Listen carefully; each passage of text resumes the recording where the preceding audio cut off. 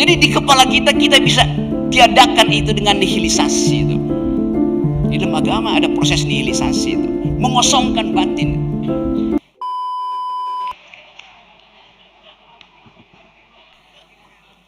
Tangga yang paling lebar ini itu tangganya sempit itu. Oke teman-teman,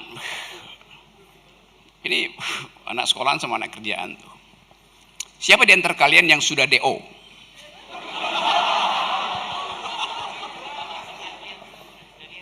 Kenapa takut ngaku? Malu. Siapa di antara kalian yang merencanakan untuk DO semester ini? Oke, ikut 1, 2, 3, 4. Oke. Follow saya ya. Karena saya 4 kali DO dari kuliah. Saya mendeokan fakultas saya, bukan saya yang dideokan. Karena saya merasa saya udah bisa berpikir.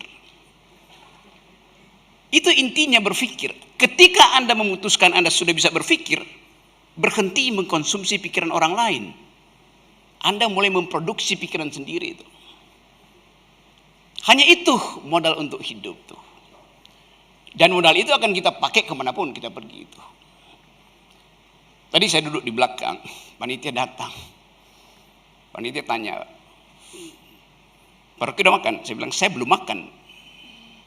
Lalu kata panitia, "Mari kita turun ke lantai dulu, kita makan dulu." Dia pakai asumsi kalau saya bilang saya belum makan, saya lapar.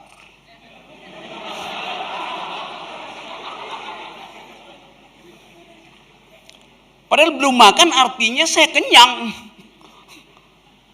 Kan saya bilang saya belum makan artinya saya masih kenyang. Jadi Anda lihat kalimat itu bisa menipu kita kalau kita tidak dudukkan di dalam konteks itu. Tema pada saya hari ini adalah, saya juga lupa tuh, pikiran yang sempit itu. Soalnya orang bertanya apa itu pikiran, ngapain nanya apa itu pikiran? Begitu Anda bertanya, Anda sudah memproses otak Anda untuk menemukan definisi itu. Bagaimana cara berpikir yang tidak sempit? Ngapain? Jadi berpikir hanya disebut berpikir kalau tidak ada yang menghalangi pikiranmu. Kondisi antropologis manusia adalah berpikir. Jadi yang mau kita bicarakan bukan apa itu pikiran dan bagaimana cara berpikir, melainkan apa yang akan membatalkan pikiran. Itu intinya. Dapat poin itu ya. Sekarang coba kita ulas, apa yang membuat Anda takut berpikir sehingga menghentikan sesuatu yang dibenamkan oleh alam semesta, dimahkotai oleh Tuhan supaya Anda menjadi manusia. Kan hanya itu ciri Anda disebut makhluk, artinya Anda berpikir. Yang membatalkan pikiran pertama adalah doktrin. Di mana isi doktrin itu? Di dalam NKRI harga mati, itu doktrin. Anda nggak bisa berpikir di luar NKRI akhirnya. Padahal kita anak muda sekarang berpikir pada dataran planet, bukan lagi bangsa, bukan lagi KPU. Kita mau berpikir artinya perluas pikiran itu. Kita berupaya untuk menilai diri kita sebagai manusia yang sedang digoda oleh kekuasaan atau sedang dihalangi oleh kekuasaan. Saya bikinkan definisi. Berpikir hanya disebut berpikir kalau ada yang menentang pikiranmu. Itu namanya Anda sedang berpikir. Kalau Anda tulis skripsi, nggak ada yang kritik skripsimu, itu artinya Anda sedang menulis doa. Kalau Anda berdoa nggak akan ada yang ganggu Anda tuh. Tapi kalau Anda berpikir, Anda mesti diganggu. Demikian juga kalau ada dosen yang lagi mengajar, Anda harus ganggu dia. Bukan dengan mengganggu-ganggu, menggeleng aja tuh. Dosen gue tolol, bego, goblok. Bego, tolol, goblok, panjangan. Ada satu kata yang lebih efektif. Yes.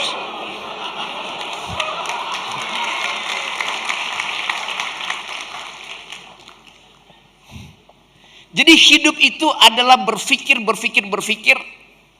dan mengundang orang untuk mengganggu pikiranmu. Ada seseorang di negeri ini yang sudah 9 tahun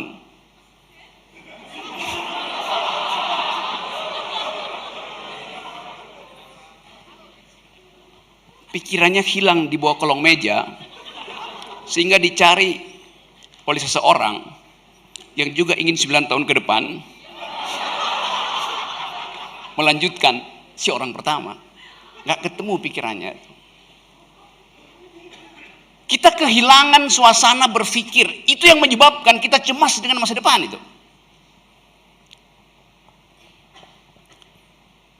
Hanya ada dua momen ketika saya tidak memerlukan pikiran. Berpikir artinya mengevaluasi, berpikir artinya membuat jarak. Supaya ada dialektika, supaya ada percakapan, supaya ada duel argumen.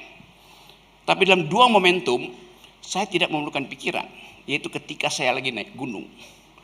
Ketika saya ada di gunung es, ketinggian 6.500 di Himalaya, saya nggak memerlukan pikiran. Karena saya mau menikmati sesuatu yang tidak pernah saya pikirkan. Semua yang tidak pernah Anda pikirkan, jangan Anda bantah. Anda hanya membantah sesuatu yang pernah Anda pikirkan. Jadi setiap momentum tadi Kang Awan bilang, moment of truth itu adalah momen ketika Anda menemukan sesuatu yang belum pernah Anda bayangkan. Anda nikmati aja. Nanti momen berikutnya Anda lihat bahwa dia sebetulnya sedang melawan Anda. Lalu Anda lakukan analisis kan. Pengetahuan juga begitu tumbuhnya.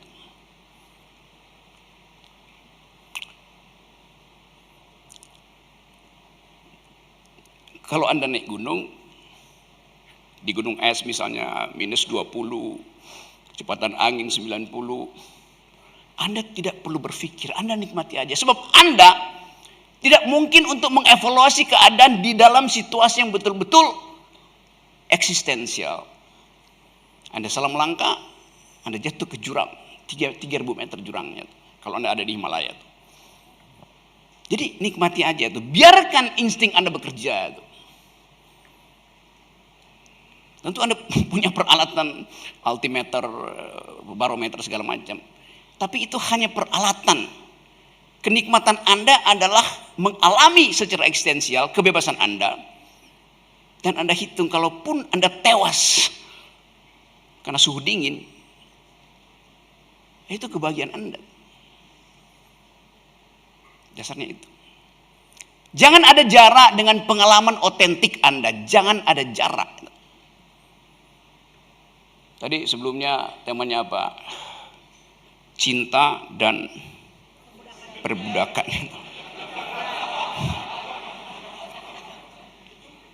Relasi cinta itu memang relasi perbudakan. Tidak ada cinta subjek dengan subjek, artinya Anda berkelahi. Seseorang harus jadi objek dalam beberapa detik supaya pasanganmu bisa jadi subjek. Jadi yang terangkan sama si Raditya semua itu dungu, salah.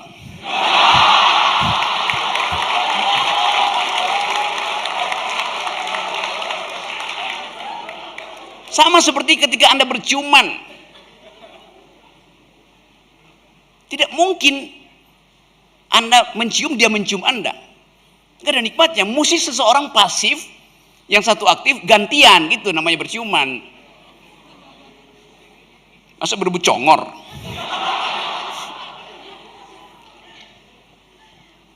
Jadi banyak hal yang kalau kita pikirkan timbul kontradiksi.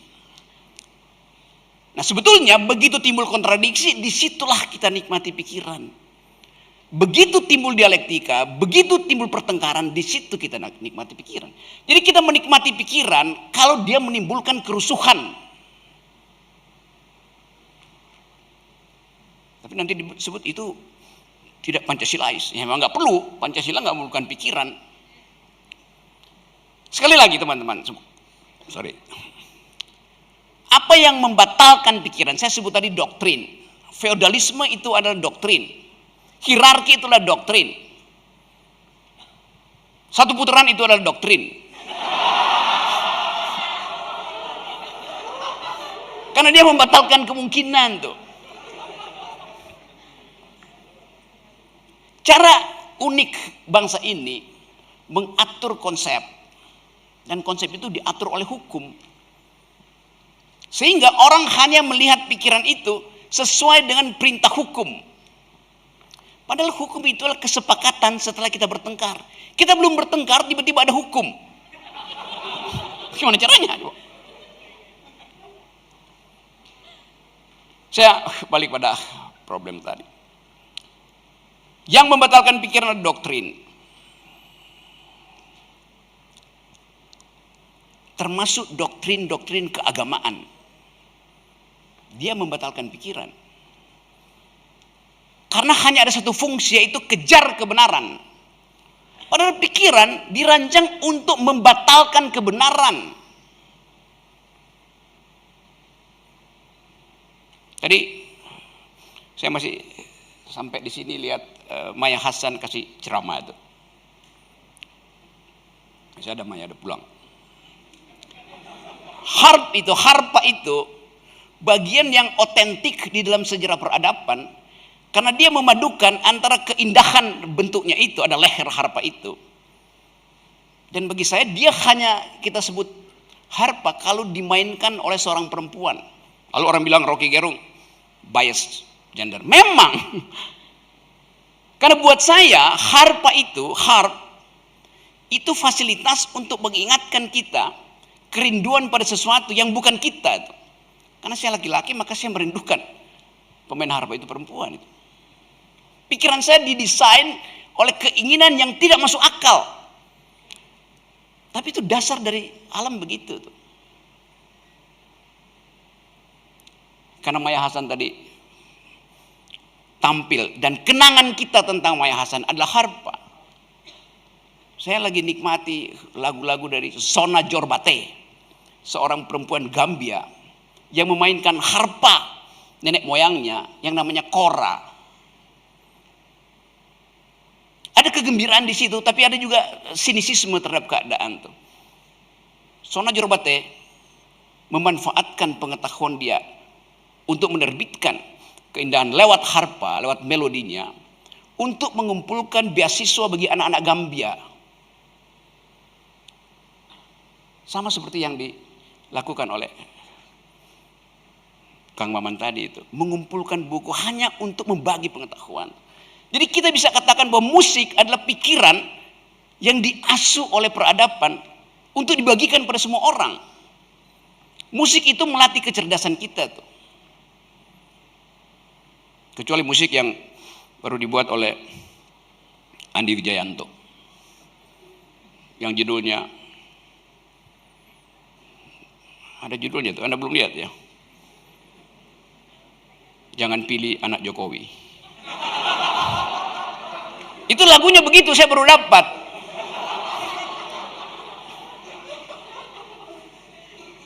Salam 3 jari, jangan pilih anak Jokowi. Ada pasti Anda udah dapat di TikTok itu. Saya mau terangkan bahwa lagu itu, musik itu datang dari kecerdasan dan kecerdikan. Pada musik ada partitur, isinya kecerdasan. Pada musik ada satir, isinya kecerdikan. Kecerdikan dari Andi Wijayanto. Saya sebutnya namanya supaya Anda nggak usah kaget nanti.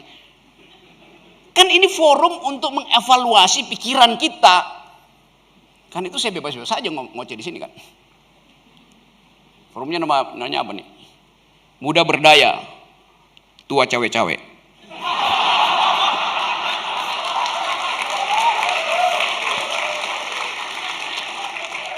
Saya balik pada tema tadi.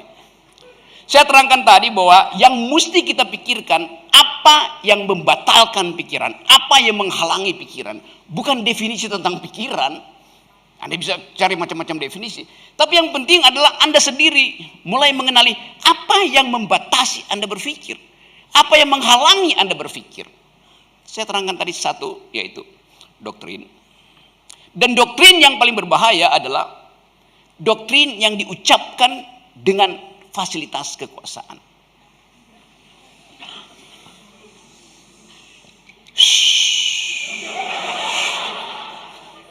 Kayak bunyi kereta cepat, wush, wush.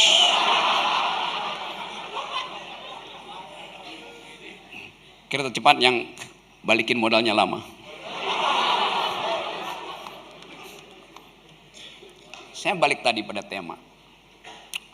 Selalu harus balik pada tema supaya nggak kena delik. Yang membatalkan pikiran adalah doktrin, dan doktrin yang paling berbahaya doktrin yang diselundupkan melalui kekuasaan.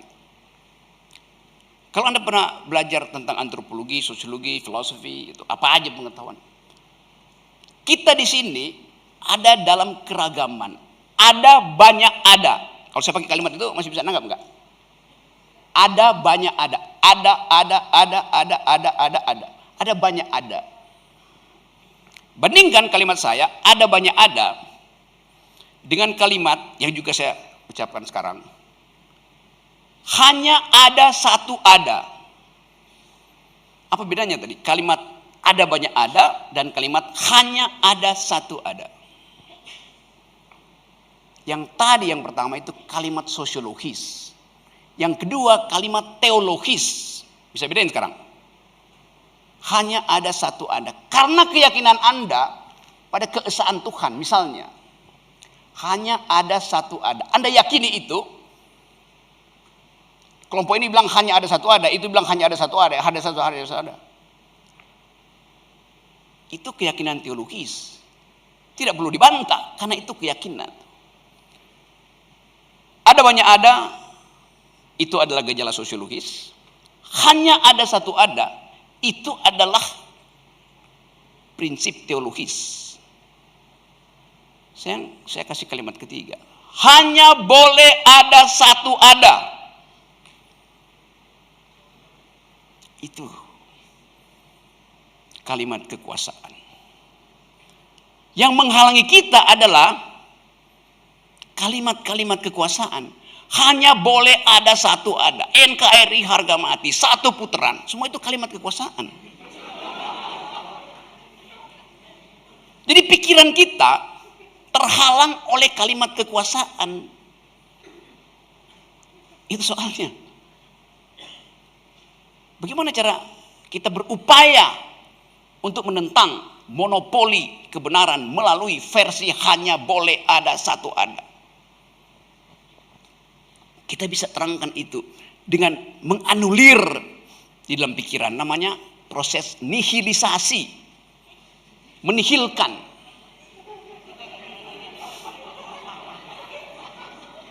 Ada dua gerak nihilisasi itu. Menihilkan artinya meniadakan yang ada. Yang kedua, mengadakan yang tiada. Sama aja. Tinggal Anda pilih. Anda mau mengadakan nomor 1, nomor 2 atau nomor 3, atau Anda mau meniadakan nomor 3, nomor 2, nomor 1. Saya bicara angka ya.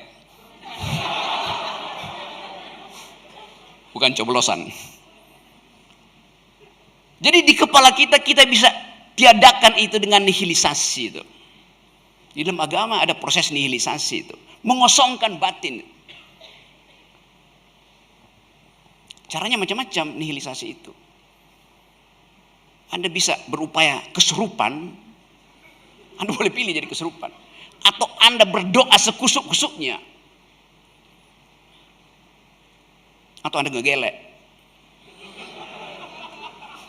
Sama, peristiwa berdoa, peristiwa kesurupan, dan peristiwa mengganja itu sama-sama dihasilkan oleh hormon oksitosin. Sama aja. Orang yang lagi berdoa, orang yang lagi ngisep ganja, orang yang kesurupan, Anda uji secara kimia. Yang mayoritas di darahnya adalah hormon oksitosin, hormon dopamin. Sama. Jadi kita bisa lihat bagaimana reaksi tubuh terhadap keadaan batin kita itu. Tapi saya nggak anjurin Anda berdoa sambil ngisep ganja. Saya naik gunung Himalaya, ada Bante di sini. Di ketinggian di Nepal itu, dari ketinggian 3.500 ke kira-kira 4.500. Jadi 1 kilo itu sebelum dapat gunung esnya, itu ada bukit namanya Ganjala justru. Itu bukit ganja semua tuh. Anda tinggal pilih yang udah kering, yang masih sedikit mentah itu. Karena itu bagian dari ritual sebuah agama di situ. Tapi kita nggak tahu apakah ritual itu dimaksudkan untuk memperhalus batin ketika berdoa dengan fasilitas ganja, atau memang kenikmatan itu menggantikan fungsi doa. Hanya orang itu yang mengerti. Tapi kita hormati itu sebagai tradisi. Walaupun waktu saya ikut ngeganja di situ, saya rasa dia kurang dibandingin ganja Aceh. Benar nih, tanya Pak Bante tuh tinggal di Aceh. Dulu waktu saya mahasiswa gampang. Kalau lagi camping itu kita bisa tahu itu ganja, itu rokok itu dari kejauhan. Karena ganja itu warna apinya tuh merah muda tuh. Kalau rokok merah biasa tuh. Sebelum uapnya tiba, oh itu anak lagi ganja tuh. Sekarang kan mulai dilegalkan kan, karena itu bagian dari ciptaan alam semesta kan. Ngapain dimusuhin tuh? Efeknya, kalau Anda dalam keadaan otaknya buruk, Anda mengkonsumsi ganja, Anda jadi kriminal. Tapi kalau Anda bahagia karena Anda muda berdaya,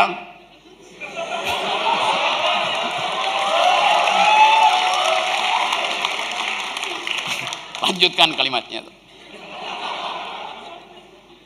Jadi sekali lagi, ada sebuah generasi yang dijatuhkan dari langit hari ini, yang tidak mau kemana-mana karena kiri kanan penuh dengan ranjau. Durasi 3 menit lagi tuh.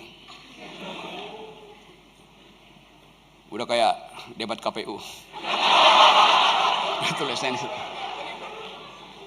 Ini generasi yang memilih untuk hibernasi. Karena Anda merasa musim dingin politik tidak berguna untuk menghasilkan energi. Mending